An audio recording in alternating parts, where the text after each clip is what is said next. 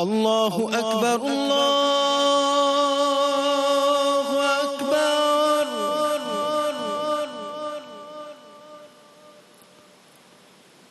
اللہ اکبر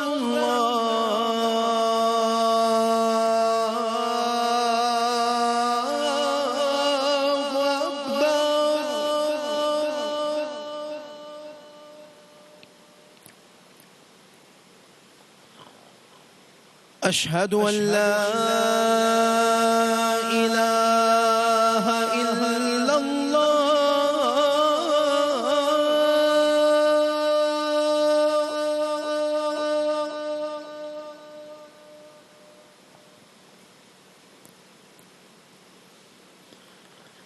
أشهد أن لا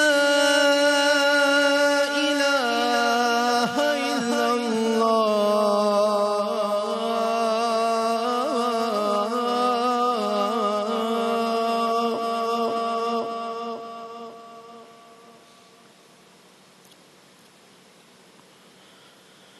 أشهد أن محمد رسول الله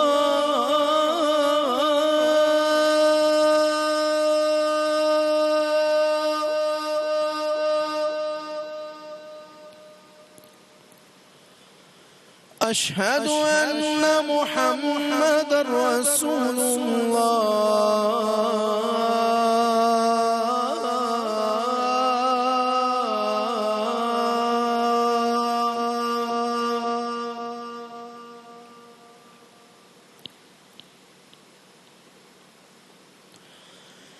حي على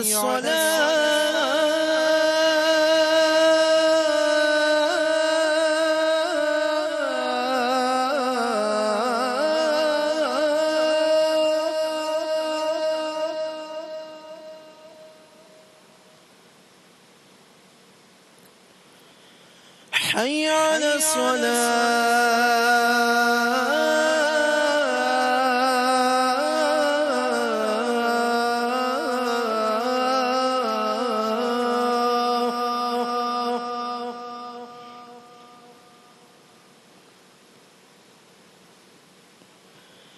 حي على الفلاح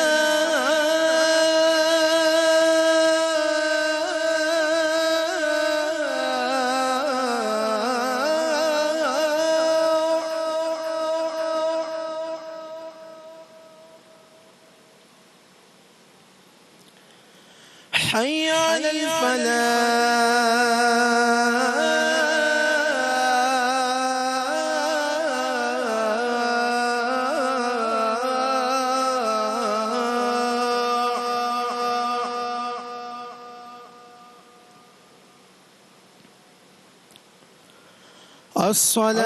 الصلاة خير من النوم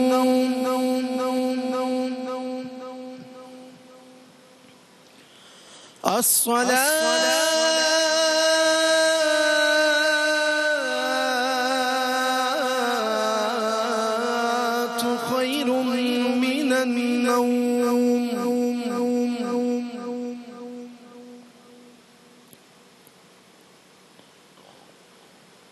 الله أكبر الله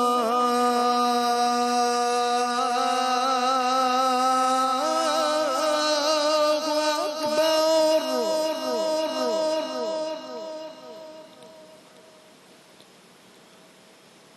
لا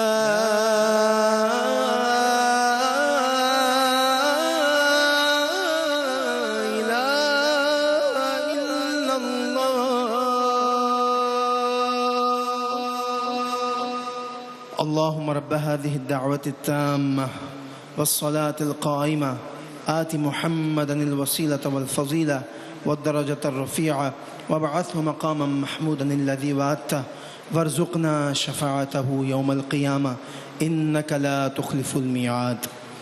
اے اللہ، اے اس دعوت کامل اور اس کے نتیجے میں کھڑی ہونے والی نماز کے رب، تو محمد صلی اللہ علیہ وآلہ وسلم کو وسیلہ، فضیلت اور بلند درجہ عطا فرما، اور ان کو اس مقام محمود پر فائز فرما جس کا تو نے ان سے وعدہ فرمایا ہے، اور ہم کو قیامت کے دن ان کی شفاعت سے بہرہ مند فرما، بے شک تو اپنے وعدے کے خلاف نہیں کرتا۔ وصلی اللہ تعالی علی حبیبہ خیر خلقہ محمد وعلی آلہ واصحابہ وأهل بيته وأزواجه أجمعين برحمتك يا أرحم الراحمين۔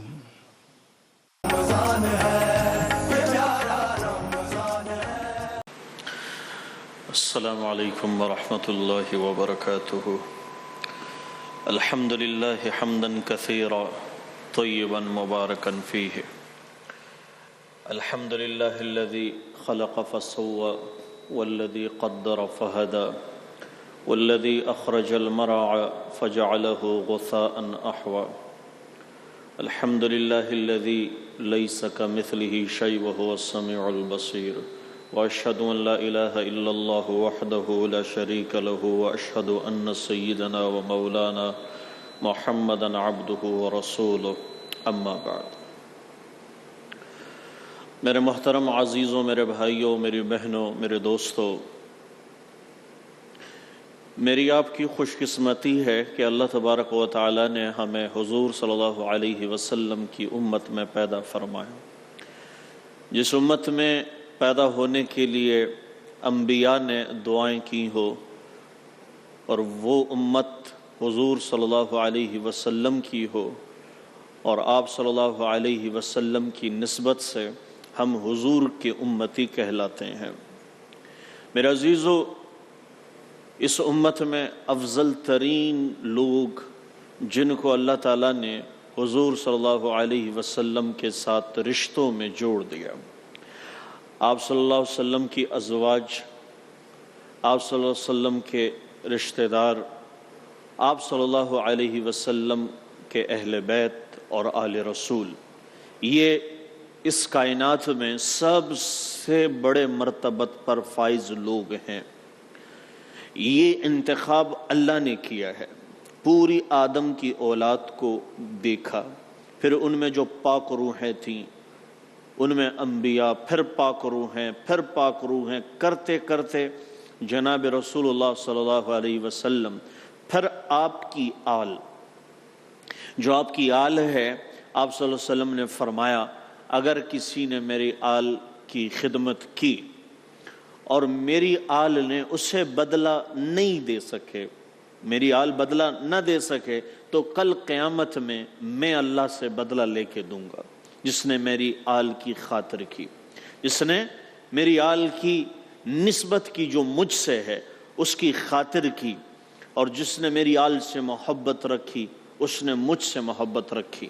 تو آپ کی آل سے محبت رکھنا حضور سے محبت رکھنے کے درجے پر ہے، اور آپ نے حکم بھی فرمایا۔ میرے عزیزو، واقعات ہیں کہ سید اگر اپنے نام کے ساتھ سید نہ بھی لگائیں، لیکن 4 نشانیاں جو واضح طور پر حضرت مولانا سید عطا اللہ شاہ بخاری رحمۃ اللہ علیہ نے لکھا ہے کہ اگر وہ نام نہ بھی بتائے تو سید کی 4 نشانیاں ہوتی ہیں۔ سب سے پہلی بات، سید خوبصورت ہوتا ہے، سید حسین و جمیل ہوتا ہے۔ دوسری بات، سید سخی ہوتا ہے۔ تیسری بات، سید بہادر ہوتا ہے، دلیر ہوتا ہے۔ اور چوتھی بات جو انہوں نے لکھی ہے کہ سید جو ہے وہ قرآن و سنت پر مضبوطی کے ساتھ جم کے ہوتا ہے، قرآن و سنت کو کسی صورت نظر انداز ہونے نہیں دیتا۔ تو یہ 4 خصوصیات بتائیں نشانیوں میں۔ تو اہل بیت، یہ جو آل رسول کا سلسلہ ہے، یہ اللہ کے برگزیدہ لوگ ہیں جن کی نسبت اللہ نے کی ہے، جن کی نسبت اللہ نے کی ہے۔ حضرت جنید بغدادی رحمۃ اللہ علیہ کا واقعہ تو ہم سب نے سنا ہے۔ وہ پہلوان تھے۔ تو کشتی کے وقت ایک آدمی بادشاہ کے سامنے حاضر ہوتا ہے اور بادشاہ سے کہتے ہیں میں آپ کے اس پہلوان سے لڑنا چاہتا ہوں۔ بادشاہ کہتے ہیں جنید سے تو آج تک کوئی جیتا نہیں، تم کیسے جیتو گے؟ اور آپ ہیں بھی بظاہر کمزور، آپ کیسے جیتیں گے؟ کہا آپ لڑائی کرائیں، مجمع اکٹھا کریں، انعام رکھیں، میں جانوں اور وہ جانے۔ انہوں نے کہا ٹھیک ہے۔ سارا مجمع شہر کا اکٹھا ہو گیا، اور لڑائی جب شروع ہونے والی تھی تو وہ جو صاحب تھے وہ حضرت جنید بغدادی سے فرمانے لگے آپ میری بات سنیں گے؟ انہوں نے کہا جی بتائیں۔ کہا کان میں آپ کو بتاؤں گا۔ تو کان میں ان کے کہا کہ میں سید زادہ ہوں، میں آل رسول سے ہوں، میرے گھر میں فاقہ ہے، میں نے کسی پہ واضح نہیں کیا، تو اگر آپ ہار جائیں اور آپ کے ہارنے سے جو انعام مجھے ملے گا اس سے میرا اچھا خاصا گزارا ہو سکتا ہے۔ تو ایک تو ساری زندگی کسی نے ہرایا نہیں، کسی نے گرایا نہیں، پہلوان گزرے۔ تو کہا ٹھیک ہے۔ جب لڑائی شروع ہوئی، کشتی، یہ کشتی ہے، گرانا، تو حضرت جنید بغدادی تو پہلوان تھے، انہیں تو وہ ہلا بھی نہیں سکتے تھے، تو انہوں نے کہا کہ یہ پیر جو ہے نا میرے پیر کے درمیان رکھیں، میں خود گر جاتا ہوں۔ تو وہ خود گرے تو شور مچ گیا، ہائے جنید ہار گئے، جنید ہار گئے۔ تو بادشاہ نے کہا کہ ایسا ہو نہیں سکتا کہ جنید ہار جائیں، پھر ہارنا تو برابری کے قد کاٹ اور صحت کے اعتبار سے ہوتا ہے، تو ایک کمزور سے ہار جائیں، جسم کے اعتبار سے کمزور اور قد کاٹ کے اعتبار سے، ایسا کیسے ہوگا؟ دوبارہ کشتی کرائی گئی، پھر حضرت جنید بغدادی ہار گئے، تیسری دفعہ کرائی گئی، پھر ہار گئے۔ تو اب تو شکست تسلیم انہوں نے کی، سب لوگوں نے جو کیا کچھ نہیں کہا، گھر آ گئے۔ گھر آئے، رات کو خواب دیکھا، اللہ کے نبی خواب میں ملے، اور جنید تو نے میرے آل کی عزت رکھی، خوش شکست کھائی، میں اللہ سے دعا کرتا ہوں کل قیامت تک تیرا نام روشن رہے، تو بلند و بالا رہے۔ اس کے بعد آج تک دیکھیں ایک کشتی ہارنے والا، اب مقام دیکھیں کتنا بڑا مقام مل گیا اولیاء کا، اس قدر حیثیت اللہ تبارک و تعالیٰ نے دی آل رسول کی خدمت پر، ان کے لیے قربانی دینے پر۔ حضرت عبداللہ بن مبارک رحمۃ اللہ علیہ 1 سال حج کرتے تھے، 1 سال جہاد کرتے تھے۔ جس سال وہ حج کے لیے روانہ ہوئے تو انہوں نے اپنے ساتھ 500 اشرفیاں لی اور کوفہ کے بازار میں پہنچے جہاں اونٹوں کا خرید و فروخت اس وقت وہاں پہ تھا۔ تو وہ قریب پہنچے تو انہوں نے دیکھا کہ ایک خاتون ایک مرے ہوئے خچر سے گوشت اتار رہی ہے، پلیٹ میں رکھے برتن میں، اور روانہ ہوئی۔ تو انہوں نے خریداری اپنے اونٹ کی وہیں چھوڑی اور وہ ان کے پیچھے چل پڑے۔ چلتے چلتے چلتے جب وہ گھر میں گئی، یہ پیچھے سے آ کے جب انہوں نے دیکھا تو وہ ان کی بچیاں اس وقت فوراً آ گئی اس برتن کے اوپر، تو وہ صاف کرنے لگی غالباً بنانے کے لیے، تو انہوں نے فوراً آواز دی کہ اللہ کے لیے میری بہن اس کو نہ کھانا، اللہ کے لیے نہ کھانا۔ تو انہوں نے کہا کہ آپ کون ہیں؟ کہا میں عبداللہ بن مبارک ہوں، حج کے ارادے سے نکلا تھا، اونٹ کے بازار میں آپ کو دیکھا تو میں اونٹ چھوڑ کے آپ کے پاس آیا۔ کہا کہ حضور میں سید زادی ہوں، بیوہ ہو چکی ہوں، میری 4 بیٹیاں ہیں جو یتیم ہیں، میں کسی سے ہاتھ پھیلا نہیں سکتی، اس لیے مجبوراً یہ کیا۔ 3 دن سے ہم شدید فاقے میں ہیں، ہمارے پاس کوئی گزر بسر کا سامان نہیں۔ حضرت عبداللہ بن مبارک روئے اور انہوں نے ان کے پاس جو رقم تھی 500 اشرفیاں وہ پیش خدمت کی، کہ میری بہن اس پہ گزارا کر لیں، میرے پاس اور ہوتے میں اور بھی دے دیتا، لیکن فی الحال یہی ہے۔ اور وہ وہاں سے واپس آ گئے، حج نہیں گئے، واپس آ گئے۔ جب واپس آئے تو جب حج کے قافلے واپس آنے لگے، حج ہو گیا، جب حج کے قافلے واپس آئے تو سب عبداللہ بن مبارک کے گھر جا رہے ہیں، مبارکباد دینے۔ ہمارے ہاں بھی یہ روایت قائم ہے کہ جو حج سے آئے اس کے پاس جانا چاہیے اور سنت بھی ہے۔ تو سب لوگ آ رہے ہیں اور حضرت عبداللہ بن مبارک سے کہہ رہے ہیں ماشاءاللہ مبارک ہو، کوئی ماتھا چوم رہا ہے، کوئی ہاتھ چوم رہا ہے، ماشاءاللہ بہت اچھی طریقے سے وہاں ملاقات رہی، منی میں، مزدلفہ میں، عرفات میں، بیت اللہ میں۔ وہ پریشان ہو گئے کہ میں تو گئے ہی نہیں، میں تو اس سال گئے ہی نہیں ہوں، یہ کیا کہہ رہے ہیں؟ تو تو خیر آپ ماجرا نہیں سمجھے، رات کو گئے، سو گئے۔ اللہ کے نبی خواب میں ملے اور فرمایا عبداللہ تو نے حج موقوف کر دیا میرے آل کی خاطر، میں نے اللہ سے دعا کی ایک فرشتہ تیری شکل صورت میں مقرر کر دیا ہے جو ہر سال تیری طرف سے حج کرتا رہے گا، جس کا ثواب تمہیں پہنچے گا۔ تو میرا عزیزو، آل رسول اس وقت پوری دنیا میں ہے، اللہ کی قسم ان سے مقدم اور افضل کون ہو سکتا ہے، جن کے خون میں حضرت علی کا خون ہو، فاطمہ کا خون ہو، ان کی عزت اور احترام ہم سب پر واجب اور فرض کے درجے پر ہے۔ ہو سکتا ہے کہ کہیں آل رسول کے ساتھ ظلم اور ستم نے جس وقت پچھلے دور میں کتنے نقصانات اس چیز سے آئے سامنے، ایسا نہ ہو کہ ہمارے ہاں بھی ایسا ہو کہ آل رسول جو بہت پاکیزہ خون ہے، بہت پاکیزہ رشتہ ہے، ان کی ذات میں، ان کی شان میں کوئی کوتاہی نہ ہو۔ اور یہ ہم سب، یہ کل پوچھا جائے گا۔